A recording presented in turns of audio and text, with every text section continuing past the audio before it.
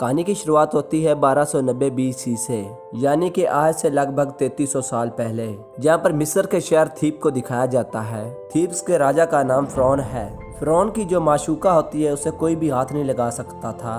उसका नाम अक्सनामुन है। अक्सनामुन राजा फ़िरौन से प्यार नहीं करती थी। वो उसके प्रीस्ट, जिसका नाम इमोटिव है, उससे बहुत ज्यादा प्यार करती थी। इमोटिव के पास बहुत सारी जादुई शक्तियाँ थी। इमोटिव के पास एक ऐसी शक्ति थी जिससे वो मुर्दों की दुनिया से लाकर किसी को भी जिंदा कर सकता था। इमोटिव जब राजा फ़िरौन की मशूका अक्सनामुन से मिलने आता है, इसी दौरान वहाँ पर राजा फ़िरौन भी आ जाता है, जो इन दोनों को रंगे हाथों पकड़ लेता है और ये दोनों मिलकर राजा फ़िरौन को कत्ल कर देते हैं। अक्सनामुन कहती है, इमोटिव तुम यहाँ से चले जाओ, तुम ही हो सिर्फ जो मुझे दोबारा जिंदा कर सकते हो। पादरी इमोटिव के लोग वहाँ से उसे ले जाते हैं। अक्सनामुन अपने आप को ही मार देती है क्योंकि वो जानती थी कि इमोटिव ही उसे जिंदा दोबारा कर सकता है और इमोटिव इस तरह करता भी है। उसके लोग अक्सनामुन की बॉडी को वहाँ से चुरा लेते हैं। जब इमोटिव उसे जिंदा करने वाला होता है और वहाँ पर राजा फ़िरौन के गार्ड आ जाते हैं, जो इमोटिव को पकड़ लेते हैं और उसे ऐसी सजा दी जाती है जो आज से पहले किसी को भी नहीं दी गई थी, और उसको जिंदा ही मम्मी बना दिया जाता है और इस ताबूत को एक ऐसी चाबी से बंद कर दिया जाता है ताकि इसको कभी भी कोई ना खोल पाए। अगर कभी किसी ने इसको खोला तो इमोटिव पूरी दुनिया को तबाह करके रख देगा। उसके पास उतने सालों की ताकत होगी जितने साल वो इस ताबूत के अंदर बंद रहेगा। उसके ताबूत को मिस्र के देवता अन्यूबिस की मूर्ति के नीचे दफन कर दिया जाता है। कई सौ साल गुजर जाते हैं। जो मूर्ति बहुत बड़ी थी अब वो बहुत ही छोटी रह गई थी क्योंकि पूरा का पूरा शहर जमीन के नीचे दफन हो चुका था। यहाँ पर बहुत सारे लोग इस जमीन के लिए आपस में लड़ते रहते हैं। यहाँ पर फ्रेंच आर्मी का एक सोल्जर दिखाया जाता है। उसको चारों तरफ से घेर लिया जाता है। उसे देखकर वहाँ से सब के सब भाग जाते हैं क्योंकि उसके पीछे मिस्र के उसी देवता की मूर्ति है। इस मूर्ति के कदमों के नीचे इमोटिव के ताबूत को दफन किया गया था।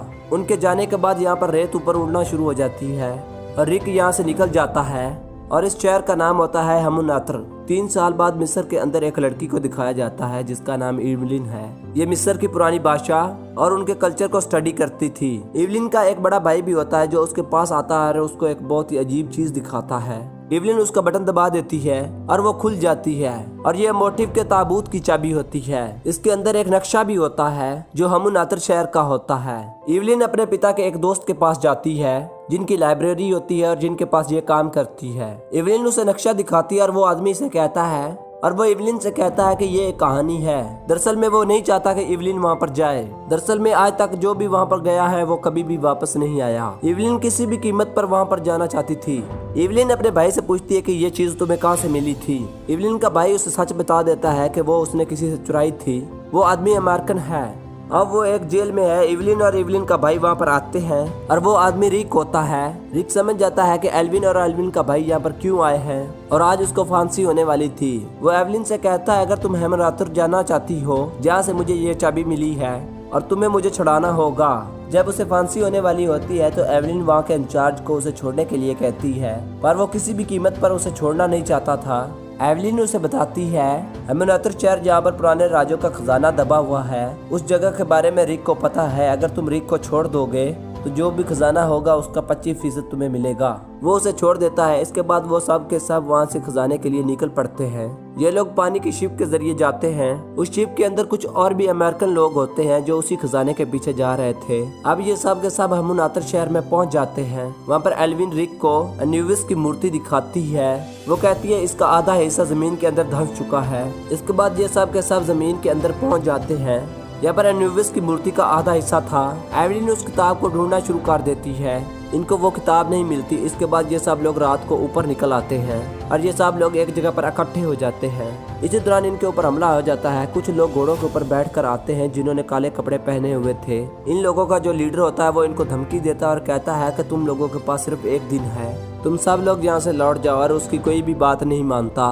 अगली सुबह फिर ये जमीन के अंदर जाकर सोना ढूंढना शुरू कर देते हैं। इन सब को एक बॉक्स मिलता है जिसके बाहर कुछ लिखा हुआ होता है। अगर किसी ने मरे हुए को जिंदा करने की कोशिश की और उसके ऊपर एक शराब लागू होगा, इस बॉक्स को खोलने वाले सभी लोगों को वो मार देगा। वो इनका खून चूसेगा और इनकी बॉडी के अलग अलग हिस्से निकाल लेगा, जिसकी वजह से वो एक नया रूप हासिल करेगा। जो इसको पढ़ते हैं वो इसको मजाक समझते हैं और ये सब लोग उस बॉक्स को खोल देते हैं। उस बॉक्स के अंदर से वो किताब निकलती है। इसे खोला नहीं जा सकता क्योंकि इसके ऊपर एक खास किस्म का लॉक होता है। इसे खास किस्म की चाबी से खोला जा सकता था। ये वो चाबी है जो एवलिन के पास थी। वहीं एवलिन, रिक और उसके भाई को दिखाया जाता है। वो तीनों वहीं पर बैठे होते हैं तो इसी दौरान वो ताबूत वहाँ पर गिर जाता है जिसमें मोटिव को जिंदा ही मम्मी बनाकर डाल दिया गया था। एवलिन के पास इस ताबूत की चाबी होती है और उस चाबी से इस ताबूत को वो खोल देते हैं। अगले ही पल ताबूत से मोटिव की सड़ी हुई बॉडी निकलती है। वो कहती है शायद ये काले जादू की किताब हो। इसके बाद वो किताब के पास जाती है। वो उस चाबी से इस किताब को खोल देती है। जैसे ही वो इन लाइनों को पढ़ती है तो मोटिव की मम्मी जाग जाती है, यानी कि वो आत्मा की दुनिया से वापस आ चुका था।